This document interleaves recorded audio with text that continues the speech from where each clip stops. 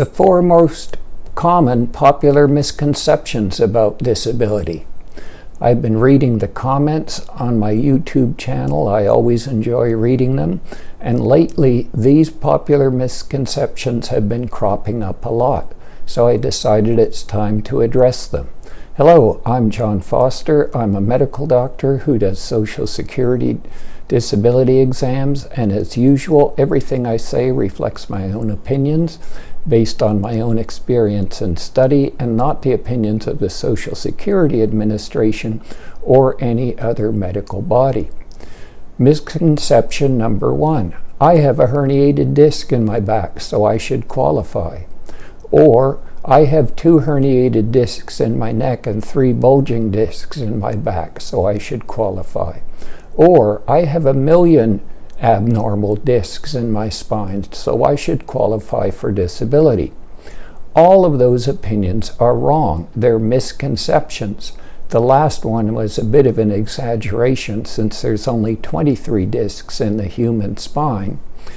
But the important point is, disability is not approved or denied based on any sort of pictures, whether that be X-ray, MRI, CT scan, or ultrasound. Disability is approved if there is significant limitation of work-related abilities. And the abilities Social Security considers important are the abilities to see, hear, sit, stand, walk, lift, carry, handle objects, speak, travel, understand, remember, concentrate, persist, interact socially, and adapt. And no MRI of a person's spine can tell any doctor exactly what work-related disabilities they have, or even in most cases if there are any work-related limitations at all. Let me quote from Social Security's website. "We will not use findings on imaging. Imaging in medicine means things like MRIs and X-rays, or other diagnostic tests as a substitute for findings on physical examination about your ability to function.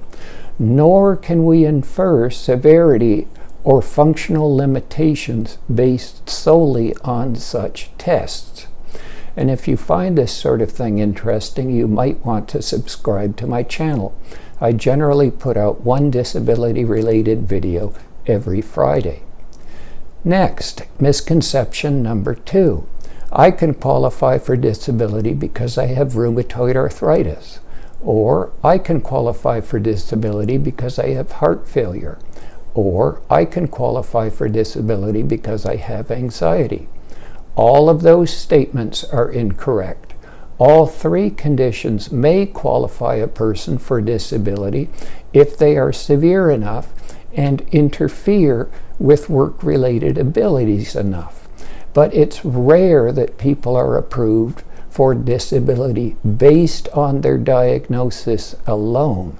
And when they are, it's usually because they have been diagnosed with a condition that's rapidly fatal and for which there is no good treatment.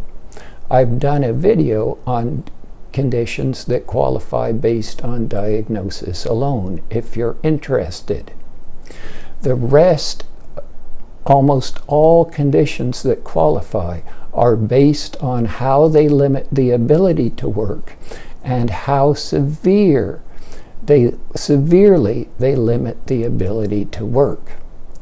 Misconception number 3. This is a common one. I can qualify for disability because I can no longer do the job I used to do. That's incorrect. You may not be able to do the job that you used to do, but Social Security may still not consider you disabled. To qualify for Social Security disability, you must not, in their opinion, be able to do any available job, including simple entry-level jobs, not just that you can't do your previous job. Some jobs are very difficult, either requiring physical exertion to an extreme extent, or mental abilities, or some combination of both. But Social Security will only consider you disabled if, in their opinion, you cannot do any simple job which is available. The fourth and last misconception: I can qualify for disability because I have arthritis and I have terrible pain all over, so I can't work. I see this a lot when I do disability exams, and it is wrong. And usually when I explain this, somebody gets very angry and screams at me in the comments, so be prepared to scream away.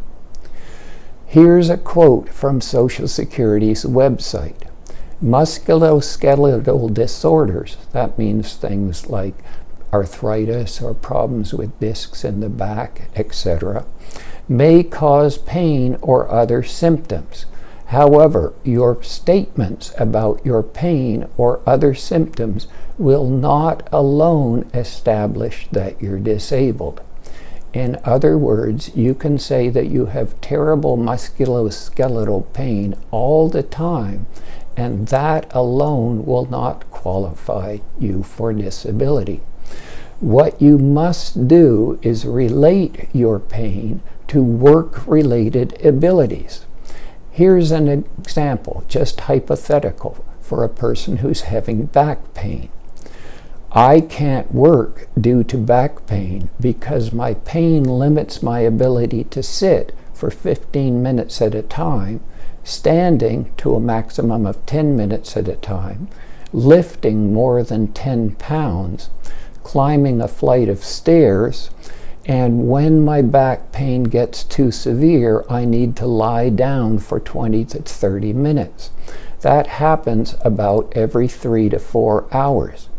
Also, my pain medicines help me with the pain, but they make me drowsy and forgetful. In that case, I've explained exactly and precisely the work-related limitations caused by back trouble, and also and significantly caused by the treatment, in this case pain medication, for that back trouble. Always remember, side effects of medications that limit your ability to work are just as significant in Social Security's opinion as the direct effects of your medical condition. So, to qualify for disability, you must have medical problems, which can be physical or psychological, or some combination of physical and psychological, that limit your ability to work to an extent that you qualify in the eyes of Social Security, because you cannot do any simple job that is available. Well, I hope this has been helpful, and as always, remember, if it happens, it's possible.